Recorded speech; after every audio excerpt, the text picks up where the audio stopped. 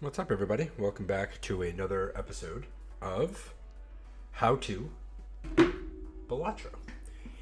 In this episode, we will be focusing on spectral cards. So I've played a little bit of a hand here in order to open a spectral pack and see what we're looking at. Just for a little bit of a caveat, we have done 5 videos before this, 4 or 5. We had video 1, which was the basics. 2 was Jokers, 3 was Econ, 4 was Planet Card, and 5 was Tarot Cards. So we are on video 6 of our hopefully enlightening how-to series. So what I've done here is I opened Erratic deck because I wanted to be able to show some examples of my favorite spectral card and decisions that I would have to make. So I wanted there to already be a blueprint of what I'm building towards. So I'm currently building towards aces and twos. We have not picked one or the other because we are at ante 4 and still have not received any good jokers. The only good joker we currently have is Ceremonial Dagger. I do like Mystic Summit, but on a 3 discard game, it's harder to make value of it. Mr. Bones is always appreciated, but we're not worried about dying here.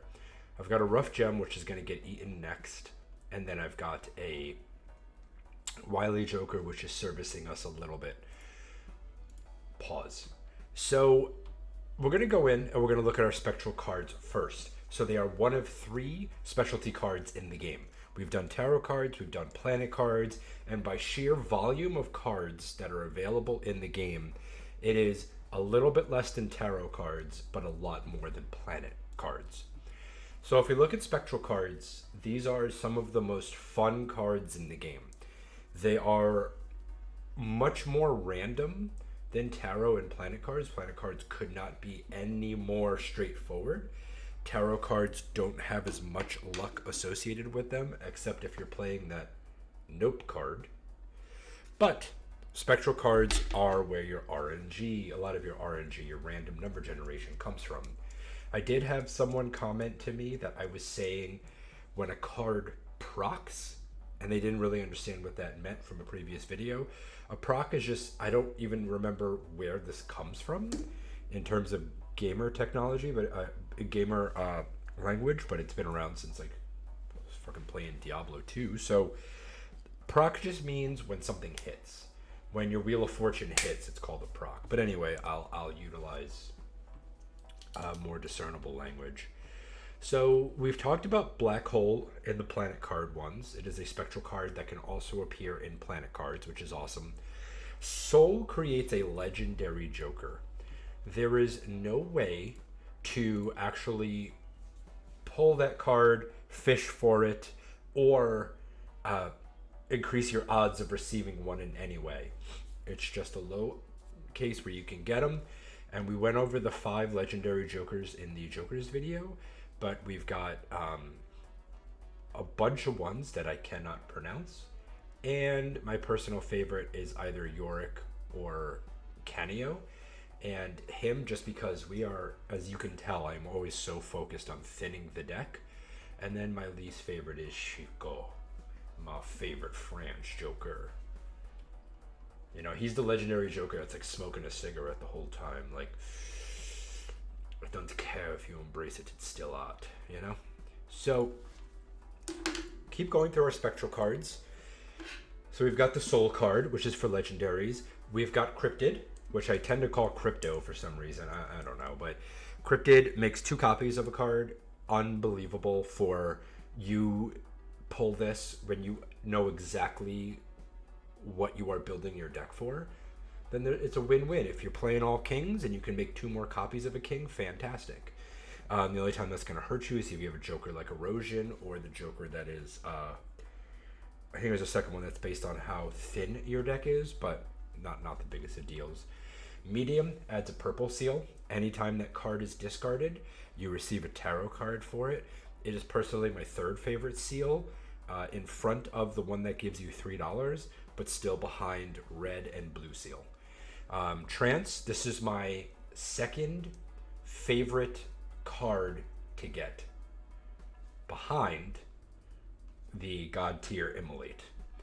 So Trance allows you to put a blue seal on any card you'd like. The reason that I like to pull Trance more than I like Deja Vu, which is a close third in terms of my personal Spectral card ranking, is because Deja Vu, you're only going to want to put on the 1 or 2 cards that you're focusing on. So if you're playing 10-4, right, you're running a walkie-talkie build, if you get a 10 or a 4, great. Throw Deja Vu on it. If Deja Vu is one of the 2 Spectral cards you're looking at, and you don't have a 10 or a 4 in your hand, it's not really going to do you a lot of good unless you randomly have a glass card in your deck, and that can be your break in case of emergency, literally and figuratively. The reason I like Trance more is because Trance can go on any card. It can go on cards that you're playing, like 10s and 4s. If for some reason you opened a Spectral pack and are only looking at 10s and 4s, when we're still using the hypothetical of having 10-4, Trance could just go on 80 to 85% of the cards that you're going to pull comfortably in when you're assigning it in the Spectral pack starter, whereas Deja Vu's scope is much more limited. We've got Ankh, which creates a copy of a random Joker, and Hex, which polychromes a random Joker. These both destroy all other Jokers. These can be talked about in greater detail. The only thing that I'll say about them is they become a lot more valuable when you have Eternal Jokers, because if you're sitting there and you have 4 Jokers at the top, right, and 3 of them are excellent and are Eternal, and then there's one that you're like, I kind of wouldn't mind if it disappeared, but also if it got polychrome, that would be good as well. Because if you lose that Joker, you're still good. There are also times where you'll be lucky enough to get these 2, and maybe you're sitting on 2 Jokers that are not Eternal, but you realize sacrificing one to make the other one better might be your better long-term goal, right? So if you're sitting on an Ankh and you've got, for example, you've got Nikola Jokic and Jamal Murray sitting there as Jokers, wouldn't you feed Jamal Murray to make Nikola Jokic even slightly better? You would. So that's what we're looking at here, but this is obviously not something you want to do. Like, at my stage in the game, because my Jokers are so bad that if I could do it, I'd probably copy Ceremonial Joker, although I'd lose being able to eat all the shit that's here in the upcoming rounds. The other Spectral cards, we'll save Immolate for last, because Immolate's my favorite. I tend to use Ectoplasm if I'm either playing Painted deck, or if I've gotten 1 or 2 of the hand size vouchers. I find Ectoplasm to be a little too unruly when I don't have one of those things, because if I come across something like a Stuntman, which is going to take 2 hand size away, but makes your strategy just that much stronger, like we know, I think of Stuntman as a top 5 Joker in the whole game, then you're going to be stuck playing a high card or a pair, and that really doesn't work on Gold Stake. But if I can give myself any excuse to use Ectoplasm, if I don't have a questionable Joker that if it was made negative wouldn't really do much for me, then that's great. I'll pop it if I can give myself any excuse. All right, so Ouija is another one that I probably actually tend to pull the trigger on more often, because to be able, if you're looking at 7 or 8 cards and you can make 7 or 8 cards a 10, then you're now sitting at double-digit 10s, and you now have a game plan. The -1 hand size doesn't hurt because it maximizes the amount that you're playing so often. The only time I play Ouija, though, is when I have no strategy yet. If I have a strategy where I'm playing all aces, maybe I'll try to pull a Hail Mary if it's not going well and I really am like just scratching and clawing to get through ante 5 and 6. Maybe I'll do this as a Hail Mary, but there's a 1 in 13 chance that aces are going to pop, so it's really not great. Sigil's something I don't use very often. I'll use it if it's sitting there with another one, but I tend not to utilize Jokers that are contingent on suit, because I tend to want to... Those Jokers I found just don't scale as quick, and if I'm playing flushes, those hands are some of the lowest scaling in the game. Wraith is a very interesting spectral card which creates a rare joker for you and sets your money to 0. Everyone has a different threshold for this. For me, if I'm sitting on single digits of money and I have an open joker slot, or I have a joker that I'm just absolutely not in love with, then I will just pop it. I'll sell that joker and I'll pop it. If I'm in double digits in money, I think about it a little bit more. Everyone kind of has their inner threshold, but I've seen a lot online where the single digits. But this can really do amazing for you, right? You pop this and you get a trio, or you get the 4 of a kind Molter. It can turn your whole one around. You could also sit there and get a rare joker like, I'm trying to think what is a not great rare. Like the one that's contingent on suit that gives you 1.5 mult. Not great. But you could get like 2 of the best jokers in the game, like Wee Joker and Campfire, and boom! Your game could just explode. Aura is something that I really only run when I have a strategy. It's not worth it for me to aura up a random card when I don't know what I'm going to be playing for, what I'm going to be multiplying and adding more of and trying to strength up to. But once I've got a strategy, aura is awesome. Talisman's probably my least favorite, and that's because there's so many other ways to make money, right? It gives you the same amount as a devil card, but you have to play a talisman, whereas a devil card can sit in it's that blue seal, red seal argument. But if talisman is sitting there and there's another spectral card that just isn't applicable to the way I'm playing during that particular run, then I'll throw a talisman on one of the cards that I'm throwing often. Again, if we're playing 10s and 4s and I can get a 10 talisman, that's $3 every time I play it. I prefer to double another card. I prefer to get another seal, but it's not a net negative. So these 3 delete one card, and one card, and make 4 enhanced numbered cards, 2 enhanced aces, or 3 enhanced face cards respectively, going right to left. This is all based on how you're playing. If you're playing kings, hit the familiar. If you're playing 10s and 4s, hit incantation. Playing aces, hit grim. It's not going to hurt you. It's only going to make you more powerful. The only time it hurts is if you get 4 cards that are not a 10 or a 4, but maybe you can get devil cards, you can get chariot cards, or you can get break in case of emergency glass cards. So that's a big deal. So we've gone through all the spectral cards. Now we'll go through an example of opening a pack. So as you know, we have really, really bad jokers at the moment. So if we open a spectral pack, we are looking at either a gold talisman or an Ankh. I am most likely going to... I really want to Ankh the ceremonial dagger, but I can't have 2 ceremonial daggers because they will eat each other. So I originally said that was a strategy. That is not a strategy. I would have to put a joker in between them at all times, or have 4 jokers where it's constantly eating 2. Little Ouroboros style. So we're just going to throw a gold on the ace. 2 would have given me more thought, but because it's chariot, because it's a steel card, it wouldn't behoove us as much. And we'll keep going. Maybe we can see one more spectral pack. There we go. This thing is starting to cook a little bit. We're at 16 molt with it. We're going to Hierophant that up, and we're going to see if we can pull an ace or a 2. We pulled aces. Sweet. We're going to throw 5 of a kind at it, and let's see if we can find another spectral pack. And the next one that we want to eat is Mr. Bones. No, I think I want to eat Mystic Summit because... No, let's keep it that way. This applies to aces. We will pick this up. No spectral pack here. But there is one example that I do want to show regarding Immolate. We have not talked about Immolate yet. What do I want to do with you? Do I want to Justice a 2? You know what we're going to do? We're going to show the one thing about tarot cards. We're going to go ahead and hit Wheel of Fortune and a classic nope.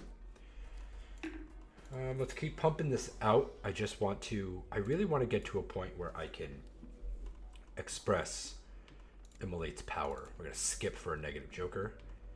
We're gonna crush all this. We're gonna throw more of this at the wall. One more time. Now we've got Spectral, or sorry, we've got Mystic Summit going, and we can get 15 molt on that. Yep. Okay. Let's see what our negative joker is. Love it. And you can eat that. No Spectral card. So I will start explaining my love for Immolate. So Immolate is a card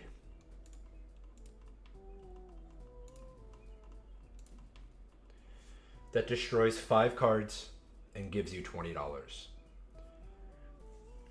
This card is my favorite Spectral card, but it still relies on what I'm seeing as I pull it. So as you pull something, right, and you're sitting here and you're looking at all your cards, pretend like this is an Immolate.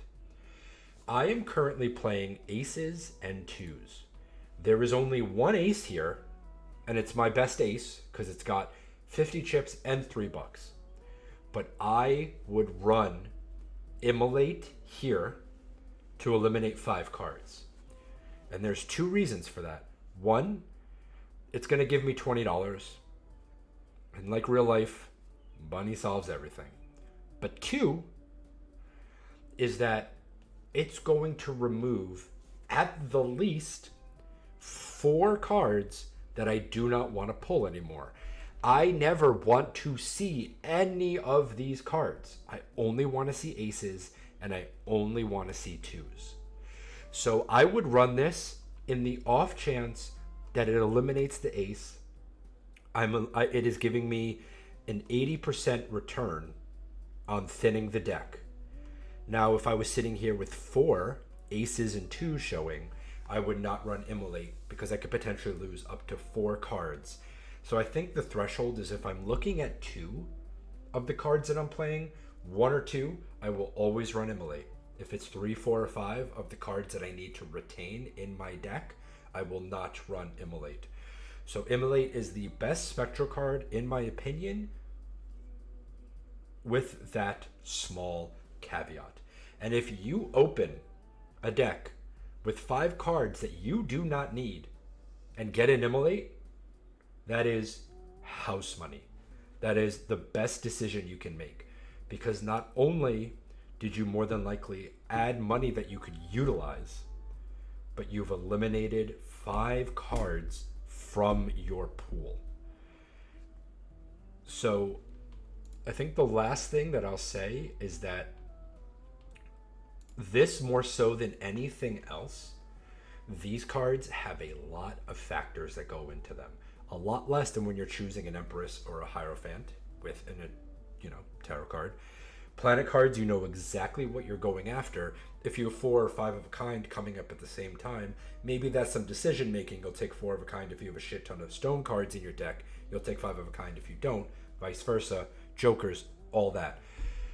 Spectral cards are far, far, far more conditioned, or they're more situation based.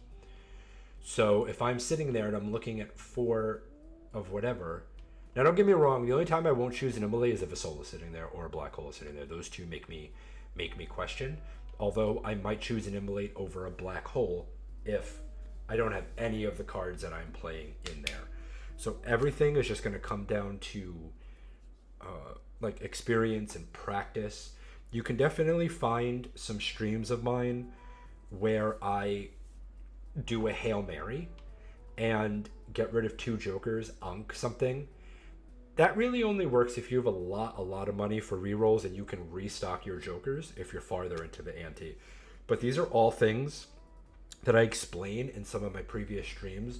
You can see my rationale, like the critical thinking, the hamster kind of running in the wheel and being like, okay, delete this joker. How much am I going to lose? How much am I going to gain?